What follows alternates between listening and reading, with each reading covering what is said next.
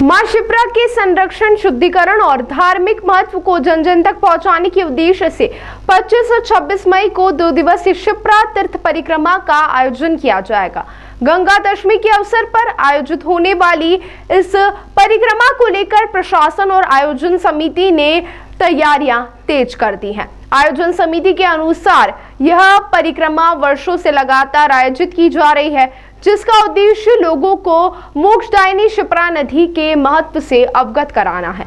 यात्रा के दौरान साधु संतों और वैज्ञानिकों की एक टीम भी साथ चलेगी, जो शिप्रा नदी की वर्तमान स्थिति का अध्ययन करेगी। इसके आधार पर एक विस्तृत प्रतिवेदन तैयार कर प्रदेश सरकार को भेजा जाएगा, ताकि नदी के शुद्धिकरण, संरक्षण और कटाव रोकने से जुड़े कार्यों को और प्रभावी बनाया जा सके। समिति का कहना है कि मुख्यमंत्री द्वारा बनाए जा रहे 29 किलोमीटर लंबे घाट की शिप्रा तीर्थ परिक्रमा योजना भी सोच का हिस्सा है। कलेक्टर ने कहा कि यात्रा में बड़ी संख्या में श्रद्धालु शामिल होंगे और पूरे आयोजन को धार्मिक एवं भावनात्मक वातावरण के साथ भव्य रूप दिया जाएगा। प्रशासन के सभी विभाग अपनी अपनी जिम्मेदारियों के अनुसार तैयारी में जुटे हुए हैं और आमजन का भी सहयोग मिल रहा है। 26 मई को यात्रा रंजित हनुमान, काल भैरव, अंगारेश्वर महादेव, मंगलनाथ, शांतिपुरी आश्रम, राम जनार्दन मंदिर, गढ़कालिका और भद्रही गुफा होते हुए वाल्मीकि धाम पहुंचेगी। यहाँ भोजन के बाद गाड़ी घोड़े और बग्गियों के साथ भव्य शोभा यात्रा निकाली जाएगी, शहर के विभिन्न मार्गों से होकर गुजरेगी। तो हमारे शास्त्रों में जो है नदियों की परिक्रमा का विधान है,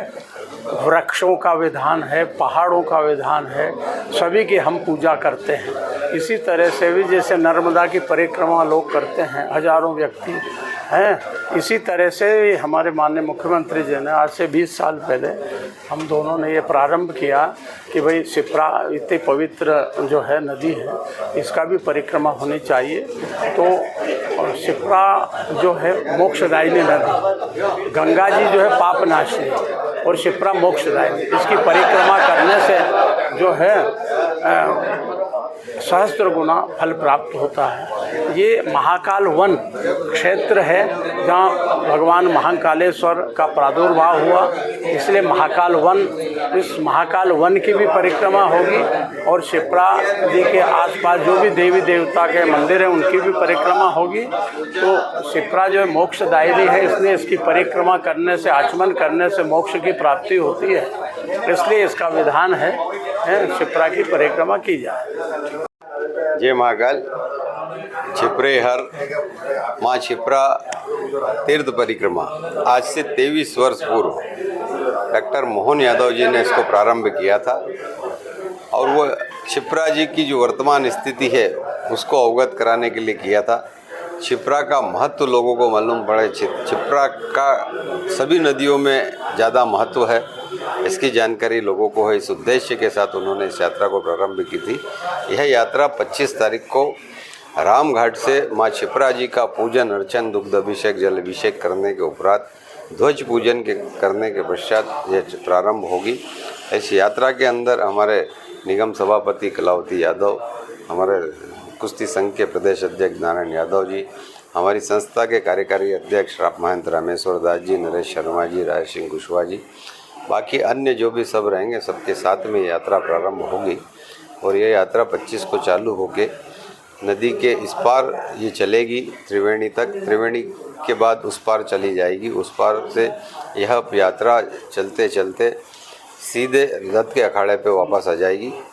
दत्त के अखाड़े पे रात्रि विश्राम रहेगा। गुरु नानक गुरुद्वारे में लंगर भोजन का प्रसाद रहेगा। शाम को भजन संध्या रहेगी और 26 तारीख को प्रातः वापस स्नान ध्यान करके शिप्रा जी का पूजन अर्चन करने के पश्चात यह यात्रा काल भैरव, सिद्धवट, मंगलनाथ, अंगारेश्वर महादेव होते हुए भरतरी गुफा होते हुए वाल्मीकि धाम आएगी। वाल्मीकि धाम पे भोजन प्रसादी के पश्चात ये यात्रा घोड़े, बाजे, बैगन, बग्गी के साथ में एक भव्य शोभा यात्रा के रूप में नगर में प्रवेश करेगी, जो ढाबा रोड, गोपाल मंदिर, गुदरी चौराहे होते हुए यह राम घाट पहुँचेगी। राम घाट पे भव्य चुनरी अर्पण, जल अभिषेक, दुग्ध अभिषेक माँ शिप्रा का पुनः होगा, जिसके अंदर हमारे प्रदेश के यशस्वी मुख्यमंत्री डॉक्टर मोहन यादव जी उपस्थित रहने वाले हैं। उसमें सिम्फनी बैंड का भी वादन होगा। उसके बाद में 8:30 बजे मैथिली ठाकुर की भव्य भजन संध्या होगी। मैं इस आपके माध्यम से सभी धर्मप्राण जनता को आह्वान करता हूँ कि क्षिप्रा तीर्थ परिक्रमा में आए, क्षिप्रा जी की परिक्रमा करके पुण्य लाभ ले, साथ में भजन संध्या जो होने वाली है उसका भी लाभ ले। मैथिली ठाकुर एक देश की प्रख्यात गायिका है, उसको भी सुनने आए। और जो उज्जैन के अंदर क्षिप्रा जी के तट के ऊपर भव्य आयोजन हो रहा है, इसको सफल बनाएं। एक रिपोर्ट भी तैयार की जाती है, किस तरह की रिपोर्ट इस यात्रा में? हाँ, इस यात्रा के अंदर हमारे साथ वैज्ञानिक चलते हैं जो क्षिप्रा जी की सभी स्थिति के बारे में अध्ययन करते हैं। साथ में हमारे पुरातत्वविद चलते हैं। क्षिप्रा जी के किनारे खुदाई चलती रहती है, जैसे अभी अपन देखें घाटों की खुदाई हो रही है, उसमें कोई पुरानी मूर्ति निकल रही है या कोई पुराने अवशेष निकल रहे हैं, उसका अध्ययन करना, उसको सुरक्षित करना, उसको संरक्षित करना, ऐसा पूरा हमारे पुरातत्व विभाग के डॉक्टर रमन सोलंकी जी के नेतृत्व के अंदर वो दल भी रहता है।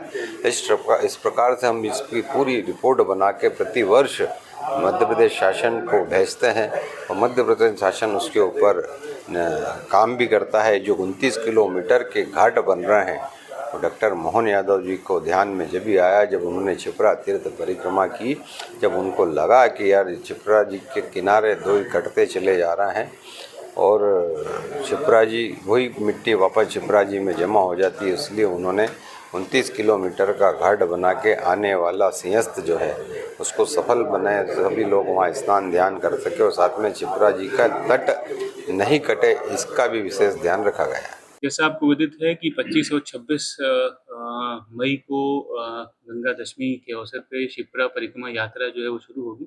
25 तारीख को राम घाट पे विधिवत पूजन के साथ इस पूरे जो परिक्रमा है उसकी शुरुआत होगी। उसके बाद आगे जाकर शनि मंदिर होते हुए फिर दत्त अखाड़ा आके पहले दिन का जो है वो विश्राम होगा। उसके बाद दूसरे दिन के लिए यात्रा शुरू होगी और उसके बाद आगे जाकर कंप्लीट होकर फिर वापस राम घाट पर ही शाम को लगभग 5 बजे जो है चुनरी चढ़ाने के साथ जो इस यात्रा का समापन होगा। माननीय मुख्यमंत्री जी की भी उपस्थिति रहेगी इस यात्रा में और पूरे जो है धर्म भावना के साथ एक भावनात्मक जुड़ाव जो होता है उसके साथ इस पूरे परिक्रमा की तैयारी की जा रही है और हमारे सभी विभाग में जो है अपनी-अपनी इसमें तैयारियाँ कर रहे हैं। सभी लोगों का सहयोग भी मिल रहा है और विगत वर्षों की तरह एक जो है परंपरागत रूप से भव्य तरीके से इस पूरी यात्रा को मनाया जाएगा।